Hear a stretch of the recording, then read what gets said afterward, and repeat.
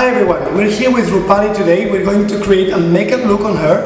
It's going to be something fashion. We're going to use cranberry colors for the eyes, and we're going to keep the skin very natural, very glowy and very radiant. So stay tuned and keep on watching. The first step is to moisturize the skin. We're going to use a thick cream specific for dry skin types that is going to provide us luminosity and a juicy finish. As you can see, our model has a bit of hyperpigmentation around the mouth, in the chin area and under the eyes. We will use an orange concealer to neutralize the green and blue undertones of those dark areas and make sure that when we apply the foundation, the areas with discoloration won't get that ashy tint that comes out from adding a light color on top of a darker shade. We add some drops of a golden liquid highlighter to the foundation to achieve a radiant cinnamon finish. Rupali's face is slightly deeper and pinkier than the rest of her chest. That's why we choose a foundation shade on a lighter beige to match her face to her body and to achieve a totally seamless complexion look.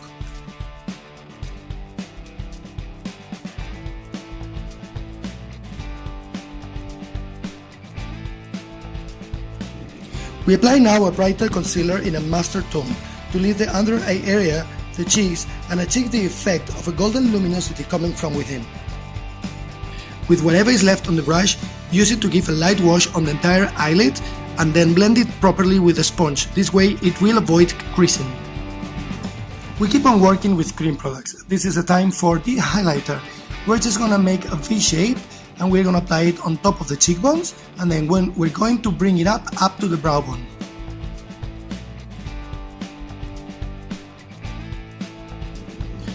We take a look to the areas in shadow on Rupali's chest and we spot the color.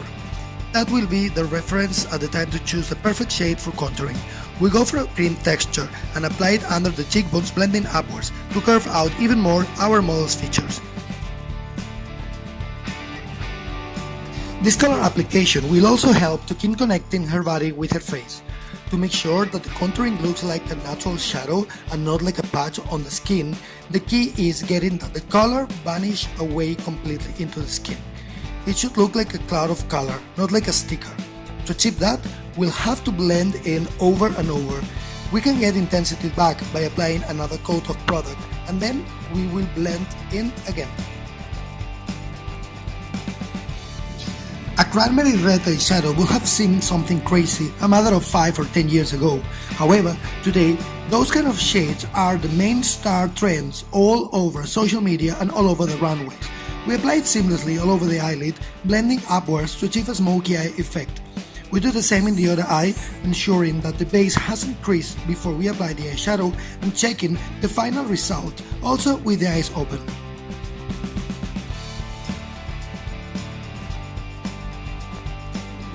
We're gonna give more drama to the look by adding an ashy dark brown on top of the red eyeshadow. This step will get that the red color won't appear so flat. That's why we just have to apply it on the deeper areas, the lash line and the crease of the eye. With a blending brush, we will make sure both colors melt one into each other to avoid seeing any harsh edges.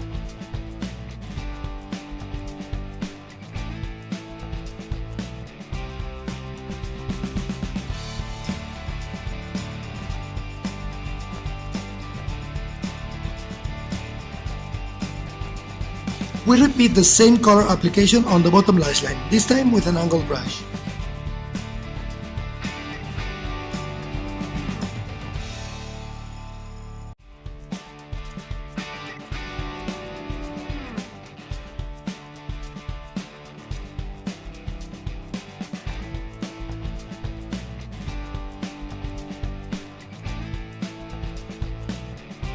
With the same brush, we're gonna draw a smoky shadow eyeliner very close to the top lash line. This will get that the lashes look thicker, the eyes bigger and more sultry.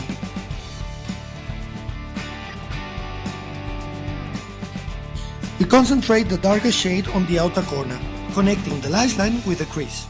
You can repeat this step over and over, always that you blend all the edges as a final step. We're gonna highlight this eye makeup by adding a metallic eyeshadow in a shade between rose gold and plum. We apply it with a flat brush, slightly wet, on the center of the eyelid and on the tear duct.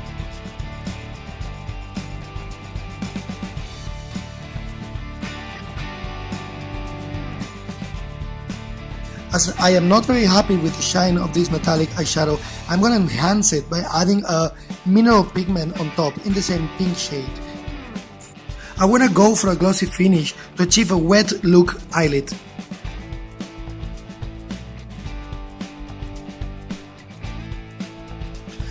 Just to add up a tiny bit more of definition to the eyes, we're going to apply a thin eyeliner with a pen liquid formula, and we're going to wing it out at the end.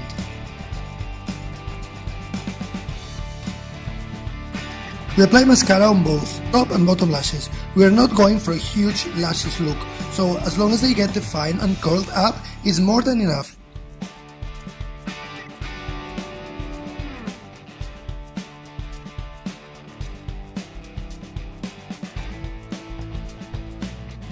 We're going to use a semi-translucent powder with a soft pearly finish to seal those areas where we applied concealer and remove the excess shine on those areas where we don't want it, like around the nose or around the mouth. To increase intensity and the wearing of the cream highlighter we used before, we're going to apply a powder highlighter on top.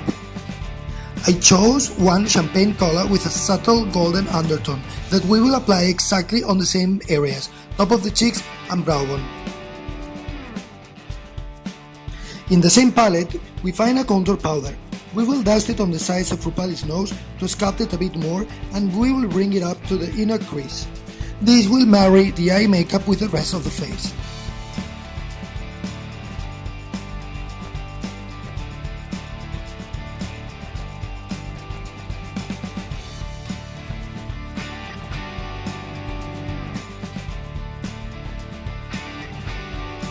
We come back to the highlighter, and with an angle brush, we apply a tiny dot only in the inner corners of the eye.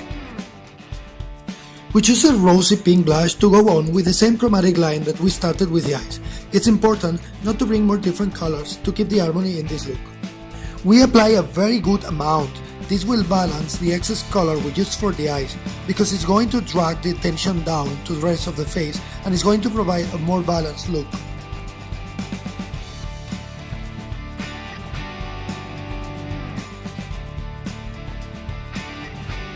At the time to create a makeup look, I like very much to play with contrast. Therefore, when we face a look where the skin and the eyes are full of color and sparkle, I decide to do the opposite and go for a colorless grey matte lip. With this choice, we give a twist to the makeup look. We try to avoid a result that could turn out being too girly or too glam, because I wanted something a bit more edgy, a bit more fashion, and a bit more editorial style looking.